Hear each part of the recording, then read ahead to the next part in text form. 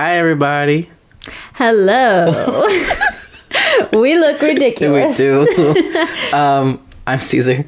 I'm Martha. And welcome to the 5th episode of Inner Wider Screen, where two idiots who know nothing about movies talk about movies. you want to explain our look today? Yeah. So I'm gonna take these off because I can't see a thing. But we are talking about Rocketman. It's a movie about Elton John, and this man is known for his out there outfits. I wore my fanciest go-go boots today. Oh God, here we go. Look at that. So very nice. Yeah. So and I don't know what's going on over there. Listen, I scrambled. I was like, what's the most colorful thing I have in my closet? So I grabbed these. It's one shirt. Which was Spurs game last week, and they gave out these glasses, so I got these. And then we found this. This hat, yeah. It's perfect. A little small for my big chunky head, but it's fine. I'm gonna take these off though because I cannot see. But do you want these instead? Can I try them on actually? So they're actually a menu. I got them at the movie theater when I first saw Rocketman. They they're not goggles. You don't stretch them across your face. Yeah, no. Okay, you can take those back. That's fine. Okay. No, but we're always trying to find different ways to have fun with the our outfits. And yeah, I don't know. I guess it started because the second episode I decided to dress like Joni from Knives Out, and it's kind of stuck. And I guess it stuck. Well, it's okay because I love clothes. I love fashion, and this is giving me a chance to actually wear clothes again because I've just been wearing sweatpants stuck at home for the whole past year. So it's nice to be able to dress up again, wear my go-go boots. Very excited. No, definitely. Also, too, I watched this podcast called Frenemies, and they always wear these ridiculous. Like last week, they dressed like from the mask. Like he literally put on the makeup. Oh my God. It looks so cool. Obviously, we're not there. Right I don't think we're quite there yet. We're not putting that much effort in, but we thought just little things would be fine. Yeah. So so we are going to talk about Rocketman today. Mm-hmm. Just before we start, because we have neglected to mention this in the past few episodes, spoilers ahead for Rocketman. Yes. I mean, I guess, if you don't know about his life story, that's basically... Well, no, because this does tell a lot more of his story that we didn't know before, unless you or didn't know a lot of detail. Yeah, there's a lot more details in it. I mean, I'll get into that later. Anyway, so spoiler warning, if you have not seen Rocketman, please go watch it first. Mm-hmm. It is on Hulu and Prime. Go watch that first and then come back to this episode here to talk about it for sure. Yes, definitely. So just real quick, just to introduce the film, I don't know why I open my notes when they're on my phone. It is directed by Dexter Fletcher, who is most known for directing Eddie the Eagle. Which is also Taron Egerton. Yes. So this is their second collaboration together. And he also replaced Bryan Singer on Bohemian Rhapsody towards the end of production, but he did not receive credit because the rules of the Directors Guild say that only one established director or team can receive credit. So he only got an executive producer credit. Okay. But basically he finished like the end of production and like I guess he did all the editing for that one, which the editing on that movie. Well, the editing's better here, thankfully. So this stars Taron Egerton. We love him here. We love Taron Egerton. Jamie Bell, Richard Madden, and Bryce Dallas Howard. It was released on May 31st, 2019. It was made on a $40 million budget. Can you guess how much it made worldwide? I'm bad at numbers. 50. $195 million worldwide. Jesus. So it made its money. It made good money. Oh, yeah. And it won its only nomination at the 92nd Academy Awards. It won for Best Original Song for I'm Gonna Love Me Again, written by Elton John and Bernie Taupin. Which was a really good song. Really, I will just say this out front since Oscars. Don't know why Taron Egerton did not get a nomination here. Honestly, it's upsetting. It's honestly like a big snub for me. I love this movie. Pretty sure at the time I predicted him because he had gotten in at all the other major ceremonies that year. I remember. I remember so him getting in. Much should be nominated for this movie because it was like the acting was incredible for starters. Well, let's just jump straight into Taron Egerton. Yeah. So let's start with Taron Egerton. Because he's the star. I think he's the reason why I think this is as good as it is, in my opinion. Good. Yeah. So backstory for me. I love Elton John. Okay. I grew up with his music. My family loves it. Fun little fact. And my brother's going to love that I said this. Oh, Jesus. So my brother, Daniel. Hey, Daniel. So my family or my parents on their way to the hospital heard Daniel by Elton John, and that's actually why he was named Daniel. That's a really cool story. Yeah, it's a great story. And, you know, to anyone else, it's like, I don't care. But because he's going to be listening to this, he's going to get very upset. Oh my gosh. And I'm happy about that. I can't wait for the reactions So that'll be fun. But yeah, so shout out to Daniel. I love that song. But yeah, I love Elton John, and I love Taron Egerton, and I do want to talk about him more about how like the connections lined up, like the connections were leaded him to this role. The thread for him to get to this was like, it was so funny. Anyway, yeah, you want to get into that? So okay, so it started with Sing. Yes. The animated movie Sing, which is a great movie. Oh, jeez. He played Johnny the Gorilla. You remember the name of the gorilla? Oh, absolutely. You don't? I just remember he was the gorilla. He played Johnny the Gorilla. Oh, God. And he sang at the end of the movie, which was like the big performance. Yeah. He sang I'm Still Standing by Elton John. And then from there, he was in Kingsman 2, because he was in Kingsman 2. Right. And then in part 2, Elton John makes an appearance. I love him which in that movie. He is probably the best character He's in like Kingsman 2. so random in that movie, but I So loved perfect. his... Especially like I liked Kingsman 2, definitely not as much as the first one. And Yeah. I definitely was one of the like standout But that parts was of it. the best parts were with Elton John. So he came out in the movie, so that's how like I guess they formally met. I'm assuming. I know the connection was also to the director of Kingsman's Matthew Vaughn. He was a producer on this, and I think he said, I'm only gonna come on as a producer if Taron plays Elton. Yeah. And so basically that's kind of how they linked. And I guess since they had already met, Elton knew he could do it. Yeah. And I mean, like he's already heard him sing one of his songs before, and that was amazing. It's just crazy. So, like I'm sure at the time he sang that song in the movie, not realizing I've he was never gonna imagined play you're him. gonna play Elton John in a movie. I mean, that's insane. It's so cool. But we love Taron Egerton here. He is amazing. Absolutely Beautiful. He's incredible. First I will say too, so the first time I saw him was Kingsman, and then Eddie the Eagle, which like we mentioned, he also directs. So this is not the first time they worked together, and it really shows that like they have their connection already. Like obviously the director like really gets the best out of him, I think. Yeah. And I don't think you get any better. So far, I think this is his best performance for sure. Oh, definitely. I mean, he hasn't acted too long, but this easily it's best, a standout performance. I think it was incredible, and it is unfortunate to say that he didn't get even nominated or anything. He was very much just snubbed there. I don't even remember who got nominated that year, but couldn't tell you. Cannot remember, but he should have been there. All I know it wasn't him. I mean, even from the first shot of the movie, when he walks into the rehab facility with that. Oh, you go for it. Yeah. Okay, so my thing is I think that is the perfect way to set off the tone of this movie. Yeah. And that it is dramatic, it is overdone, and that is exactly how you want to portray Elton John, because that is him. And I think, like you're saying, that tone is established, and it's why I really like the fantastical element of this. That was like the main word that I used in my notes. It's like fantastical. It is a fantastical. What other word could you use, right? It's exactly that. I mean, even in the trailer, it's established like he's like, this is from the imagination of Elton John. Not this is the story of Elton John. This is from the imagination of him. So it's not 100% accurate. Yeah. But it still does a good job. I think at the end of the day, if it's a reflection of his emotions and what he was going through at the time, so it feels like an accurate story. Yeah, if sure. All the details that are in there are for the most part true. The order of events is not accurate. Okay.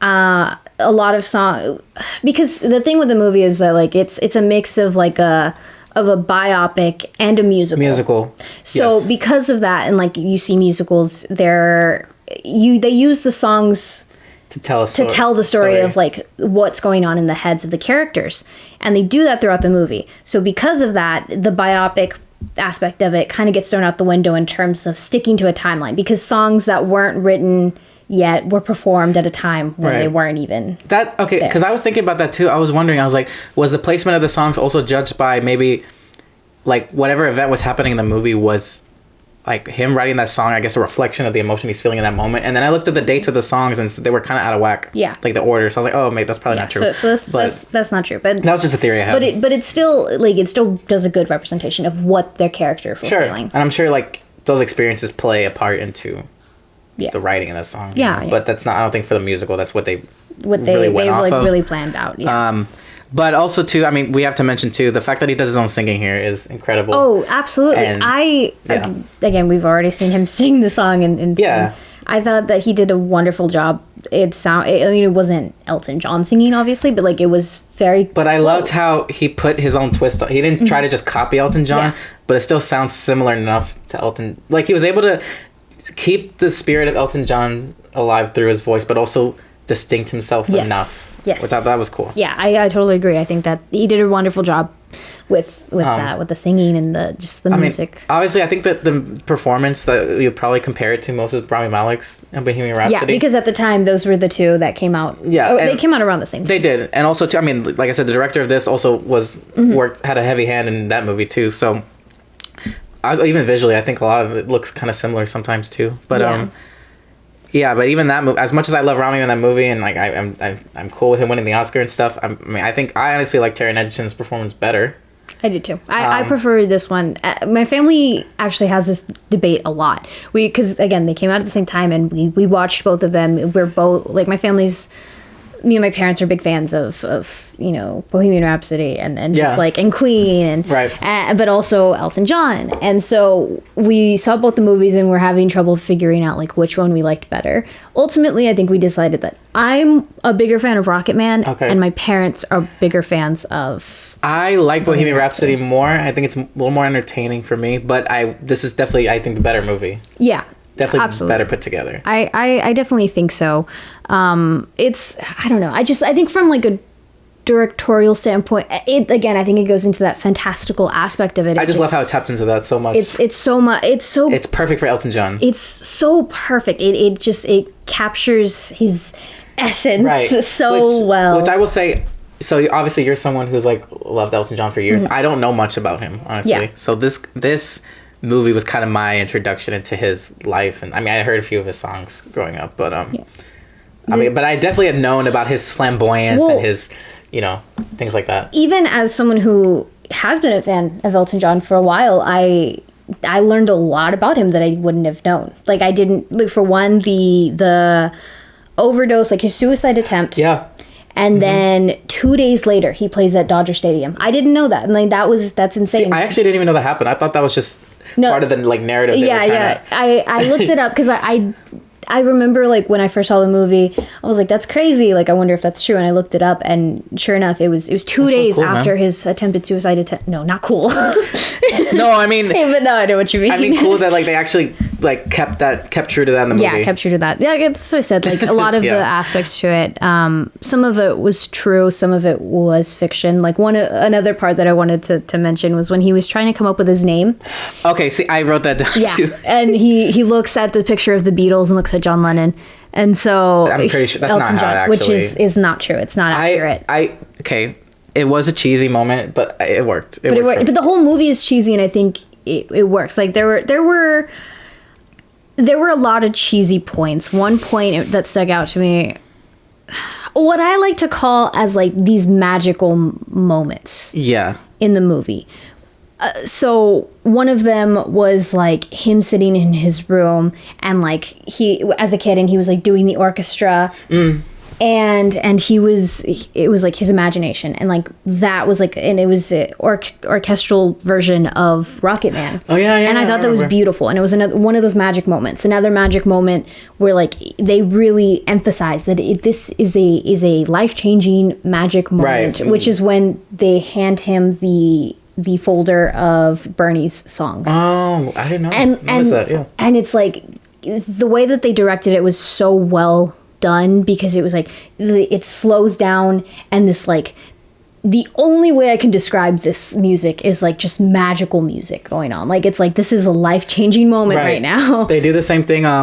We'll get more into the scene a little bit, but the scene where the troubadour scene. Yes. Even when him getting on stage, which I think the first time I saw it was kind of like it felt a little cheesy, but then I thought about it like.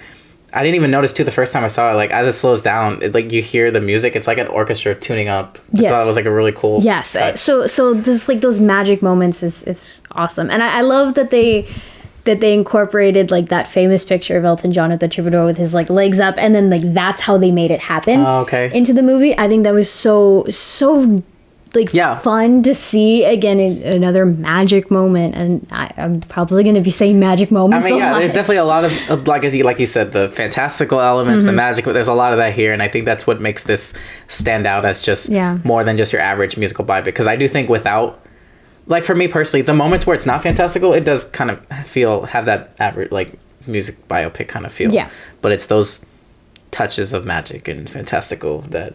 It's make it different. It makes it stand out. Yes, definitely, and I think that's what sets it over the edge when comparing it to Bohemian Rhapsody. Right. Yeah, that definitely has more of a. Yeah. I think outside of that Live Aid scene at the end, which is great. Yeah. The rest of it feels pretty paint by numbers. Standard. Yeah. Which I anyway. There's not Bohemian Rhapsody. This isn't about that. Anyway. No, but I thought also it just really played really well into just telling his character, like once he gets to, I mean obviously he starts the movie in rehab.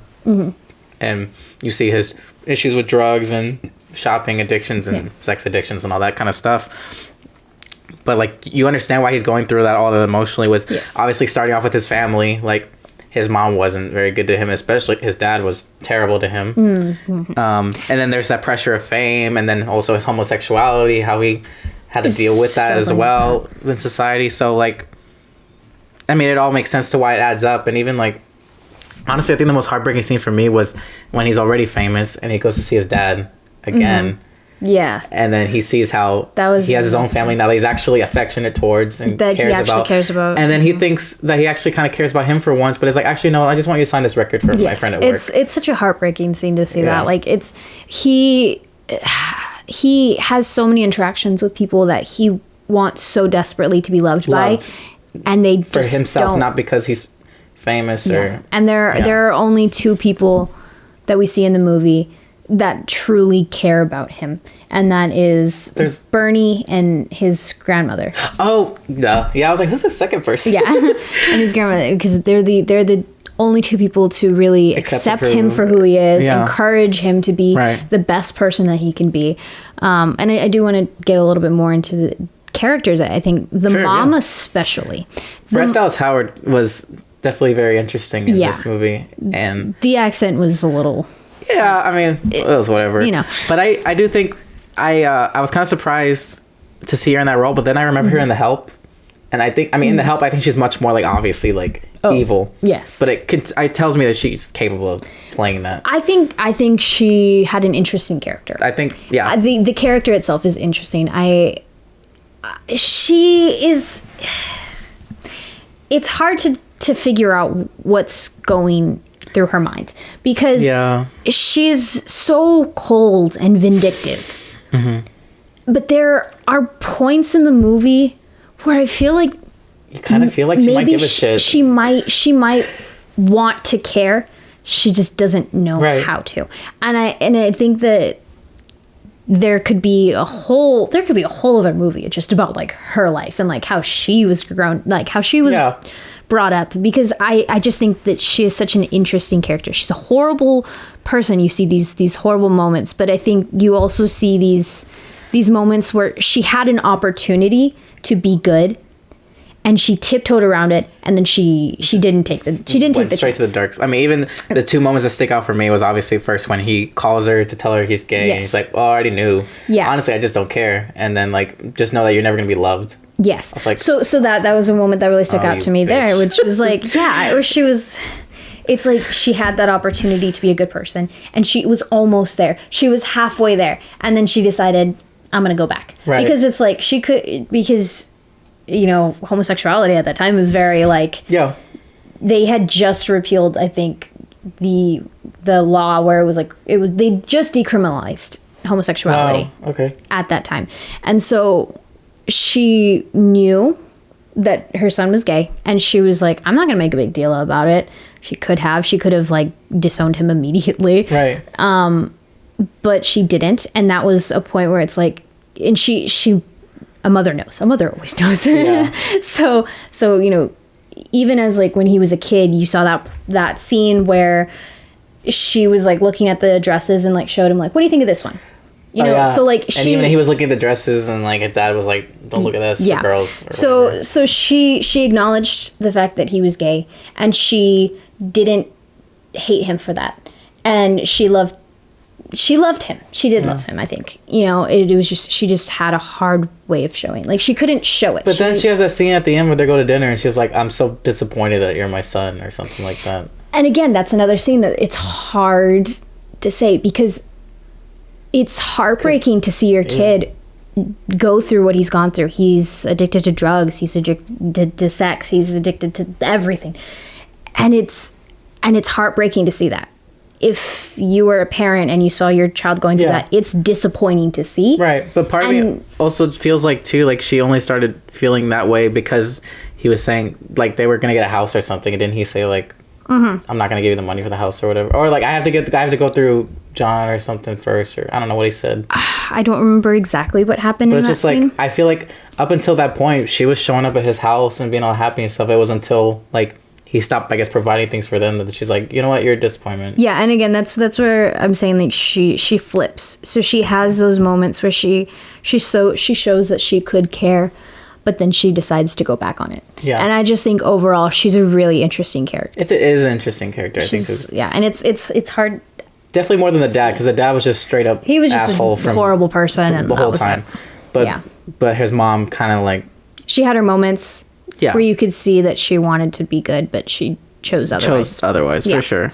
So I just wanted to talk a little bit more. Also, another little thing to add about that, the stepdad, which I think is so fun. Okay, out of all three parents that he had, his original dad, like his real dad, his mother, and then his stepdad, he was the kindest parent to him. Was the kindest. He was the nicest person to him out of all of them, which I think is really funny. Yeah, that was interesting. I mean, he didn't really have much of a role in the movie. Honestly. No, he didn't have too much. I mean, he didn't have much of a role. But he was compared to his parents, definitely, like, the kindest. Comparing them to the other ones, he was much better. On top of that, too, speaking of, like, his homosexuality, I just thought it was so interesting how, I mean, I'm pretty sure this is, like, the first ever, like, mainstream studio movie to ever, like, depict, like, any kind of gay, like, intimacy. Yeah. Okay. So actually, I have a funny little story. Okay. Watching that in theaters. So before that, you see Bernie with that one girl, and yes. Yeah. So you see that scene first. That's the one where Elton, like, is after his concert and he leaves her and he's like, he's upset. Yeah. Yeah. After and he's going to have an intimate moment with that girl. And, you know, it's straight people, so no one says anything. Sure. Well, the next scene is Elton with John, and this lady in the back screams like, "Oh, I don't want to see that." Oh my God, really? And the fury in me, I was like, insane. But you were fine seeing a straight couple. You have no issue with, like, a straight couple, like, hooking up, but when it's two gay men, and it's like that's too far. It angered me so much. So it was interesting to see, because the scene itself is not a big, it's just two men, like, they like each other. It's and the same thing you would say if it was a straight couple, but suddenly because it's gay, it's like, oh, no, you don't show that. You're acting like their private parts just, like, popped up on the screen. It wasn't anything like that. It wasn't anything, like, graphic, or it was just like any other love scene, but it's two men. Like, what's the... Yeah, there's no difference.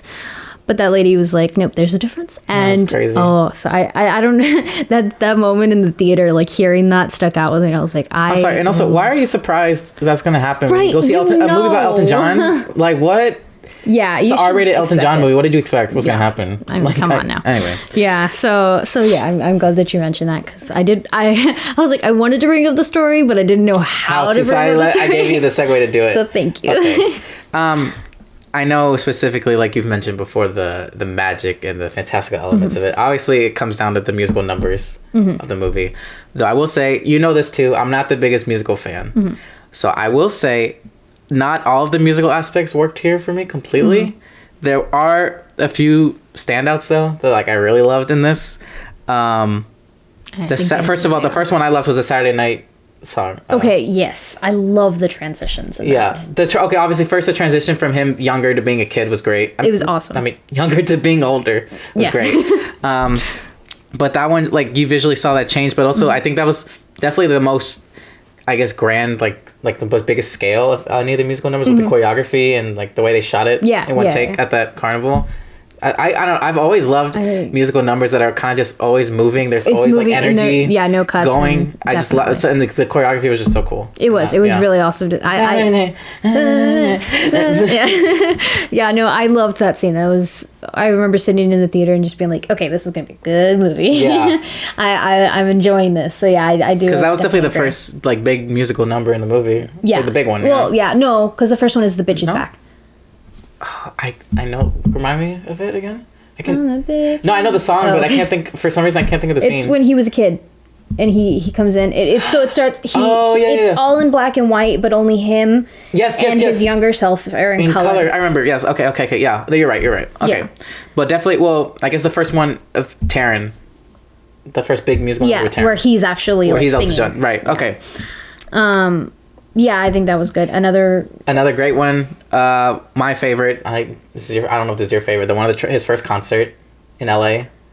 At the Troubadour. The Troubadour. Okay. Troubadour. Yeah. Right. I don't know. Okay. Yeah, the Troubadour. Yeah, I love Crocodile. The Crocodile Rock. That was my favorite. Yeah, which is actually not the song that he sang. Really? He sang. He started this concert with Your Song. Oh, okay, I don't know that one. It's like his number one. Sorry. Anyway, honestly, I'm gonna. The only ones I knew were Benny and the Jets, and I'm still standing. Mm-hmm. What did you think of the Benny and the Jets number? Did you make note of that? I did know. I was trying to. Okay. Yeah, so for these past movies, I saw them twice. I only saw this one once this past time, so I don't have as much recollection of it. Yeah. But I will say I did write down. I was waiting for that song because I love the song, and I did not expect it to be used the way it was. Yeah.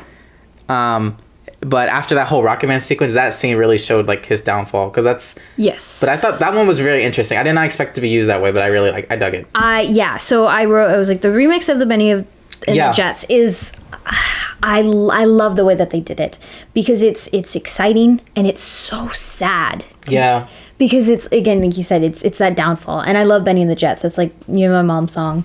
Yeah. And so I liked their use of it. I think that was like that whole scene where it was just like he's like there, but he's not there, and like and as he's like going through this, and like he's like seeing his past come, and like and hearing the voices of the people that he's just been like beaten by.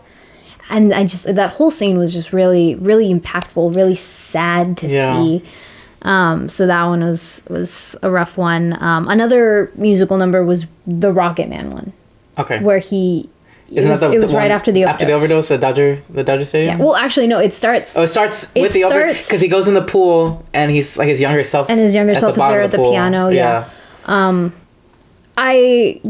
mean, I liked that first half of it. I mean, it wasn't... I preferred the second half. I don't know, like the whole. No, I get it. The whole part. I thought the visuals of him going in the pool and seeing himself down there, like the younger self, that was cool. Though. It was cool to see, yeah. And then the whole like dance number after, where they're like picking him up and like getting him ready and dressed and just like pushed him onto stage. And it was just kind of like. I know what you mean. I don't know how to really word it. I'm trying to figure out like the right way to say it. But basically, it's just like all these people around him don't really care about his health. They just need him to. They just need him to get ready, perform, do your job. Because if you do your job, we get paid. Yes, exactly that. And so it was like even as he's like getting pushed into the ambulance, like he's still like you're selfish and he's getting yelled at. Like John is like you've self-indulgent prick or not self-indulgent, something like that. Yeah. So it's like that. But the one thing I don't like is how they ended it, where he like rockets up. Oh yeah. Into the sky and like becomes a firework, and then he like is like in the plane. That was the one part I was just like, that's a little weird. Like that's a little too weird, even for Elton. Even for Elton. I mean, yeah. That was probably my least favorite part. Part of it. Yeah. Okay. But, yeah. And then the last musical number that I really liked was obviously the ending with "I'm Still Standing." I love the recreation of the music video. The music video, yeah. And then I think that was the best way to end the movie. Yes, actually. Oh, go ahead. No, go ahead. Like I knew at that point, like I had to be there in the movie, and I think it was just a great way to finish. Great way to off. end it off. Yeah, definitely. Yeah. I think, and it's a perfect song. I mean, it's a perfect song for him to sing. To be like after everything, I'm still standing. Yeah. But you did forget one other musical number that I loved. Okay. Honky Cat. Which was that? That's the one where he's like, he's going with John and he's like getting him like, oh, you know, don't be so humble anymore. You're rich now. You can buy all these paintings and like. Oh, okay. Get back, honky cat. No. Remember that I'm one? struggling, Such man. a good song. I'm sorry. Okay, so I promise I watched the movie. that whole scene, I love it because this is like the official transition from like the humble Elton John that we saw, like we had been seeing throughout the movie, to like this person where he's not who that he took the advice finally of the guy who was like, you have to kill the person you were to become the person you want to be. Oh, at the beginning, right? And that was the moment I think he's no longer we can Reginald visually Dwight. see. He's Elton Hercules John. Yes, he's officially killed that person and he's become this whole new person, because immediately following that scene is when he fires Ray and Dick. Ray was so nice. Which Ray deserved so much better. I feel so bad for him. And honestly, even the record label guy was kind of a dick, but I thought he was funny. His name was Dick. Was his name really Dick? Yes. Oh. I honestly was just saying, he's kind of a dick. But I thought his character was funny.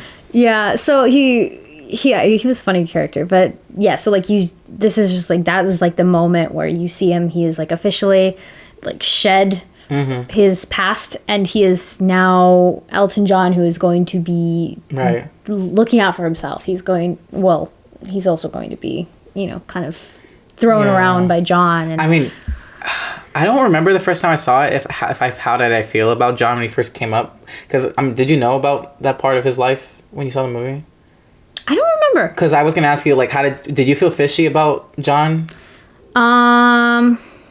I was excited for him because actually we missed a musical number. Another one? Tiny Dancer.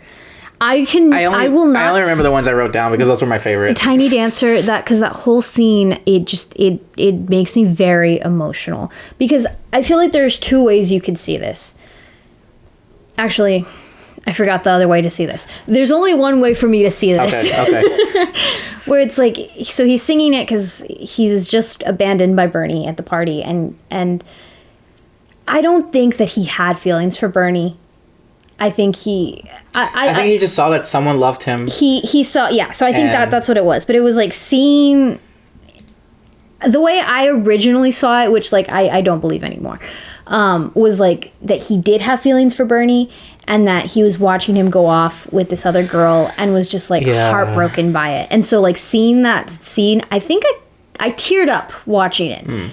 I was like, this is so heartbreaking to see that, like seeing the person that you're especially like love. Coming off the high of his first concert, like he just wants to celebrate it with his best friend. Yeah, now I see it more as like he wasn't in love with him. He was just like, he saw that he wasn't able to be like Bernie because he was dealing with like that's a good way to look at it. I don't think I thought of it that way. He was, you know, he's gay, so he can't enjoy it like Bernie was. He doesn't get that whole American experience with the rock and roll and all the girls. Right.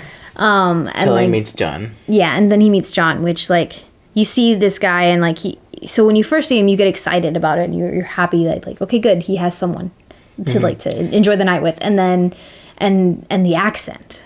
I was gonna say, what do you think of his? I mean, it turns out Richard Madden's actually Scottish, so that's his real accent. Yeah, that's his real accent. Oh my god, the accent's so cool. I'm like, I love his hearing accent. new accents. I don't hear a Scottish accent that much in movies. I know, it's flawless, and that's where he gets you. I'm like, shoot, if I was Elton, I mean, I'd be a little charmed, not gonna lie. That accent, but then he turns out to be just a complete asshole. So that sucks. Which I actually did not even know he used to manage Queen too in real life. And he's in, like, his character is in Bohemian Rhapsody too, played by a different actor, but he's definitely, I think he's nicer in that movie. I didn't know that, but wouldn't it have been cool if he played the same character? Oh, that would have been awesome. It was a cinematic universe of sorts. Move out of the way, MCU. We have rock and roll universe. No. Hard rock, no. It's not even it. Hard rock. Can you imagine Elton John making a hard rock song? That would be interesting. I mean, I don't know. I don't know. But yeah, so I think. Oh, okay. What else did you got? I forgot to mention, because I had said before this, I was like, I wanted to mention, and I did already talk about the Daniel song, but when he was like practicing, or not practicing, he was like auditioning with like the different songs that he had, and he played Daniel And then he was like, "That's too depressing," and I'm like, "Get out!" Oh yeah, yeah. Because I would stand by that song mostly to annoy my brother, but it is a very good song. I'm sure it's still a good song, right? That was just a tiny little thing that I wanted to add in. I also the last point I have to make about the musical numbers. There's that one in the beginning when he's still a kid. And I don't know what happened to like cause this, but like everyone in the family, like in the house, just starts singing. Okay, actually, I did want to mention that one. I forgot. That honestly almost had me laughing. I said it felt like I was watching Les Mis. Is that how they talk? Is that how they do it in Les Mis? It was very. I've never seen it. Depressing. I mean, like when Elton John sings it, it's good.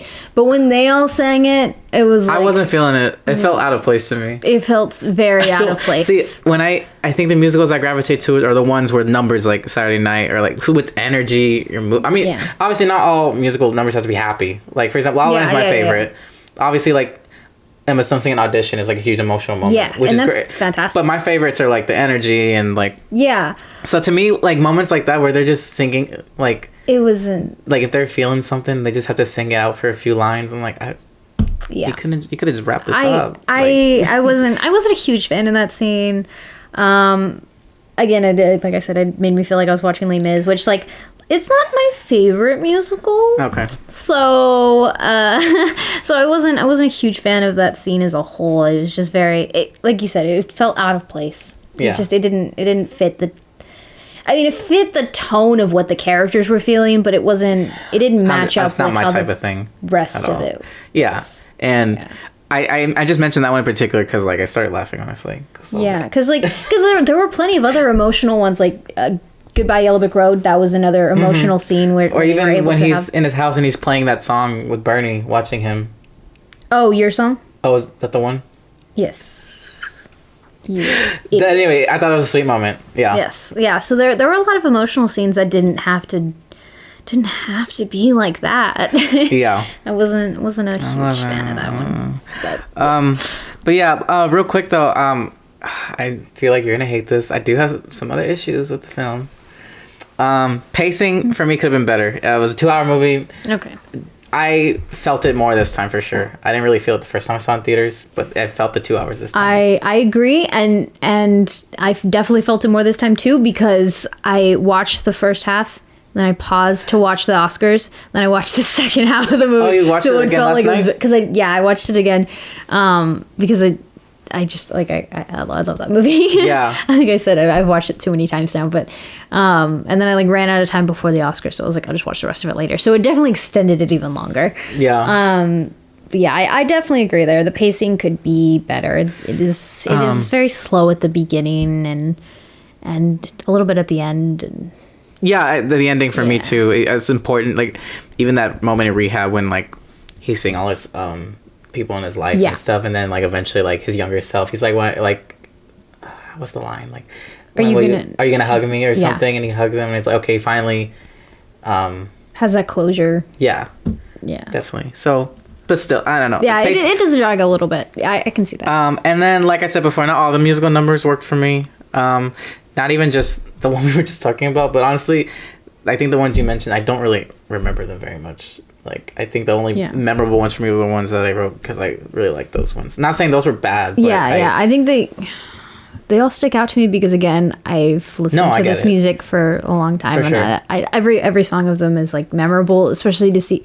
Because I think it's a different experience between me and you. Because I went in already knowing the songs and then being able to see the songs portrayed as emotions. Yeah. And seeing that was a lot. It was more impactful, I think, for me.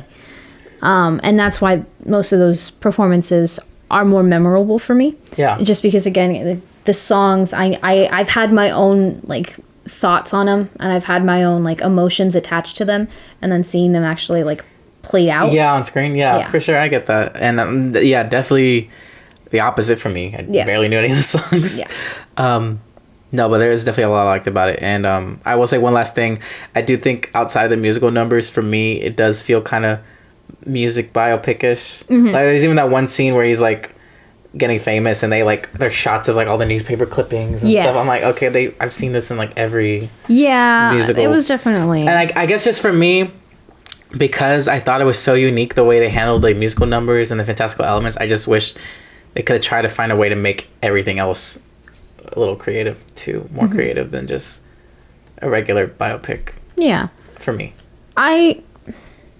I can see what you mean, yeah, but I feel like already it was very creative. Definitely, I mean, it's definitely more creative and unique than anything you would have ever seen before. For sure. So I get it. But and I think it was a really good way to tell the story because, like we were saying, it matches Elton's personality and his vibe, and yeah, it's still like I'm saying. I think the story itself is still told in kind of a like, here's what happened, blah blah blah blah blah blah. But I think that elevates it, and obviously for me too. I think the thing that makes this a better than average movie is just Terrence's performance is like yes, definitely, absolutely incredible. Yeah, we mentioned before he did a great job. One last thing I wanted to mention that I forgot. His at the wedding, his marriage to Renata. That was kind of rushed, no? That was So that was. It felt very awkward. Like it needed to be in the movie. But it felt awkwardly in the next placed. scene, it was like they're done, and it was just like it was just I don't know. Which maybe they wanted to show. I mean, I don't know how long in real life they were married, but maybe they just wanted to show how short lived it was, and like they knew from the bat this ain't gonna work. Yeah, I can see that. But I do love the mom's expression at the wedding, where she's just kind of like, Yeah. Okay. If that's what you want to do. Right. She just knows like this is bullshit, but okay. Yeah, and then like even after that, the dinner scene where she's like, poor Renata. Yeah. You know, like divorce is hard for everyone, and she's like, this is your fault. Why would you do that? Yeah. So yeah, that was. But it makes it much better too. I mean, I knew he was with someone in real life, but like to have I don't remember his partner's name. But in the credits, just seeing like the real how he's doing now. It feels and good. that's I wrote it down. 30 years sober, 31 in July. Wow. He will be 31 years sober in July, which is incredible, which is awesome. Right. Addiction is, and I think this movie did a good job in telling the story of addiction, and it also did a good job of telling the story of what it's like behind the scenes. Like I've seen recently, it was like actually yesterday, I saw this video of this one artist, and he was like performing on stage, and they do these really heavy dance numbers, and oh jeez, I'm not going to say who it was. And after the performance, like he's like doing the performance and he's hitting like everything, and then as soon as he exits the stage, he's like, he breaks down. He can't breathe. His knee is like completely messed up, and you just feel so bad. But like, and then he goes immediately. Like he has like 2-minute breaks, and then he goes back on stage and performs like nothing. Like nothing ever happened. And so it's incredible to see, and because like this was the thing with the Dodger Stadium. You see him go 2 days before that, he had a suicide attempt. He tried to overdose. Yeah. And then he goes and performs like nothing. And like you see it in his concerts when he shows up drunk and people are there, and he has that line to Bernie where he's like, these people aren't paying to see me. They're paying to see Elton John. I have to put this on. Like I have to put this whole charade on for these people to enjoy it. And like, and it sucks because like you see these artists and you never really know what they're really going through. Yeah.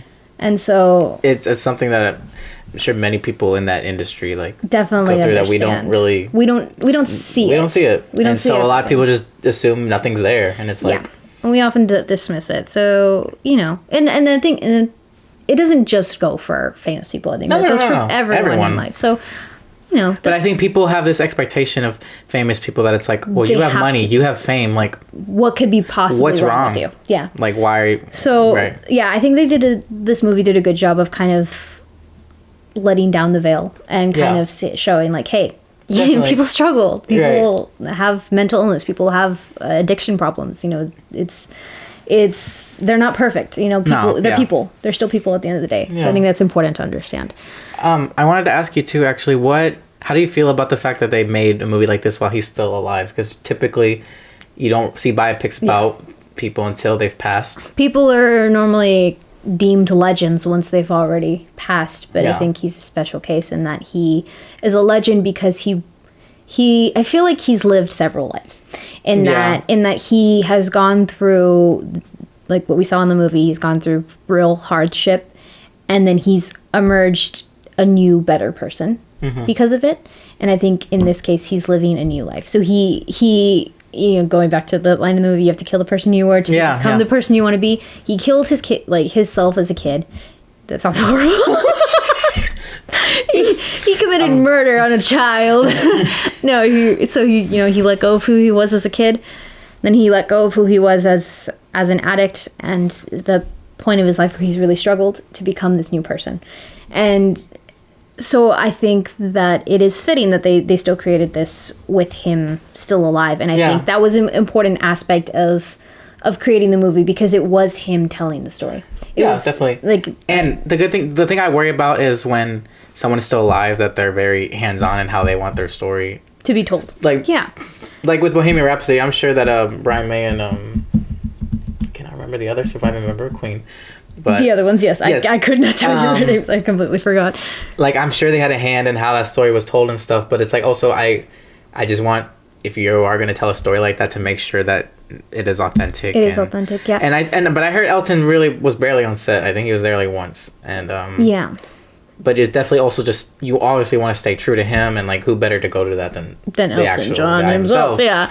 I think he did a good, I think he must have had a role in it, but I also think, because like a lot of it is fake, like not all of it is accurate, like I mentioned before. Sure. But I think that they kind of warn you with that, and I mentioned earlier, with like in the trailer they say from the imagination of Elton John. So this isn't a story being told factually. This is like how a it factual happened. story. This is like a how timeline. I think this is how. I mean, that's why. This is how he saw things. I mean, really, the whole movie is framed from his perspective. His perspective at his telling his story in the rehab. In the rehab center. So the whole thing, and which I think makes sense for the fact that like a lot of it was like the timing is kind of off place everywhere, and it's kind of jumpy in terms of like sticking to a timeline. And I think because of that, it's like you're in a rehab center, you're just like kind of rehashing everything that you've gone through in life. It's not going to be perfect. You're going to go back and be like, oh yeah, and I forgot to mention that I did this too before I actually did this. That's a good point, yeah. So I think it ends up working out in the end in terms of like the storytelling perspective and who's telling the story and the place he's telling it. So a detail too that I didn't pick up until I saw it online was slowly, I guess, throughout the movie, as he's revealing more about himself, he takes off more and more parts of his costume. Yeah. Which is not a detail I noticed the first time, but it's like the more he's opening up, the more I guess he's maybe it's like the more he's taking off himself. The mask that he's been wearing for his for the audience. Yeah, I can see that. I think that's an interesting little detail to add there. Like, I noticed it, but I didn't think too deeply much of it. into it. I noticed him like taking it off, but I didn't really think much of it. But it makes sense. Like, obviously, it's doing it for a reason. Yeah. So I think that was another little. Last moment I wanted to mention. Well, not a moment in particular, but the costumes and the production design, I think, are all incredible. Absolutely. Again, another thing that should have been an award. Award for sure. Just the way they recreated everything was great, and like very up to time and very true to Elton, and it was all great. I wrote down a question for me to look up, and I did not look it up, so I will have to do that. Question? But it was the Regency Cafe. They made a point to show it, like where they were sitting at, where they were eating at, where Bernie and Elton first met. Okay. The Regency Cafe, and I don't know if they like recreated that set because that was the actual location that they first met. And if it was, that would be really cool to see. Does it look like this? Yes. And so when they're walking out, they make it a point to kind of like show that's... So are you saying you don't know if they actually shot there or they just recreated it? I don't know. Is that what you're asking? What I want to know is if that was actually like the Regency Cafe. Not if that was a specific, like the same exact location, but if the Regency Cafe was the place that they actually met. Oh. Okay, yeah, I don't know if there's a way of finding that out, but... I'm sure that there is. Maybe. It's probably... So that, because like, again, I felt like they made a point to show that was the name of the cafe. Okay. So I figured that would be like part of it, but maybe I'm wrong. Maybe I'm just reaching too much. I'll do some research and I'll figure it out. It's a reasonable thing to be curious about. Yeah, definitely. But other than that, did you have any final notes, or did you want to go into ratings? Final little thing that I wanted to add. That jean jacket he wore after the Troubadour. I love that jacket and I want it so bad. Taron Egerton actually got to keep that jacket. Oh, you did? Yeah. That's cool. Because it has like all the little like pins and stuff. It's so cool. I love it. I want it. Cool. So one day I'm going to recreate that jacket. I've decided. You should have done it today. Yeah, that costs money. Yeah, that's true. Let's make this, really blow up, this whole podcast, right? And then we'll get sponsors. We'll put more into, exactly. And then I'll make. And then we'll put more into our costumes. Definitely. Wow, that's stuff. This is a budget right here. Yes, okay? yeah. And unfortunately, my rainbow chicken suit was in the cleaners this week, so I couldn't wear it. So it's unfortunate. Yeah. For all of us. Anyway, do you have any final thoughts? No, I was just gonna go straight to the rating. Okay. I will say I think I like this a little bit less than when I first saw it in theaters, but it's still a very good movie, and I very much recommend it. I'm giving it a 7 out of 10. Okay, yeah, I think the movie still holds up for me. Okay. I still love this movie. Again, I've watched it several times. I saw it in theaters twice, once with my parents and once with you. I love this movie. Supposed to be on my honorable mentions list, but I totally forgot to put it on there. But I think it's a perfect movie? No. I think there's definitely a lot of room for improvement. Okay. So overall, I would give it a 8 out of 10. 8? Okay. I was expecting it like a 9, honestly. Yeah. I wouldn't give it a 9. Like I said, there were still a lot of things that they could fix with it. Yeah. But I think overall, it holds up. It's a good movie. I think for me, especially too, like not being a big musical guy, I mean, I think a lot of this worked, which is really happy to see. And literally, I'm excited to see Taron Egerton's future work. I literally looked up his movies. I think the only one I saw that he was still working on was Sing 2. I'm so ready for that. Does that come out this year? Does it? I think. I'm so excited for that. But he's also, he's returning to play Johnny the Gorilla. Now that I know his name. Yes. December 22nd, 2021. So yes. December 22nd is the day after my birthday. Oh, gee. So it'll probably come out the night before. You know how they do screenings like the night before? That's your birthday. That's my birthday. I'm going to see it. Yeah, Taron Egerton reprising his role, and then they're going to have new characters. Halsey Farrell, Eric Andre, Halsey. Bono? I forgot. Bono. It's Bono. Okay. Anyway, I think that's his next role, but... Okay. I'm excited for that. So I think we're going to see him back at the Oscars next year. Yep, definitely for Sing 2. For Sing 2. Okay, well, Martha, would you like to tell our audience what our next movie will be? Yeah. Do you know it? Yeah, I forgot it for a second, but I remember it now. It's okay. Our next will movie, very excited, School of Rock. Yes. Jack Black. We love Jack Black. I love Jack Black so much. Have you seen his TikToks? A few, maybe. Watch them before because they're hilarious. Okay. We'll do that. Yeah, I honestly think this might be my favorite role of his, so I'm very excited to dig into that. Yeah, he's awesome. Next week, though, I will be out of town, so this will be another Zoom episode for next week. But hopefully you guys liked our experiment when we did it, so we feel good about it. Yeah, if not, suck it up.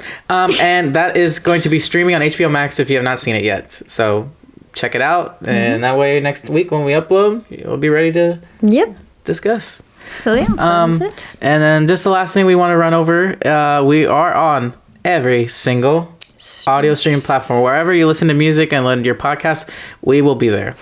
You cannot escape us. No. So we are on the Spotify, we are on the Apple.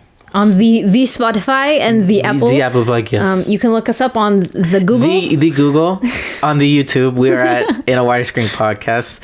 You can follow us on the Twitter at In a Wider, the TikTok at In a Wider Screen, and the Instagram at In a Wider Screen Podcast. Yeah. All right. Well. So that does it for today's episode. Thank you guys so much for watching. Thank you so much for listening. And we'll see you next time. Bye.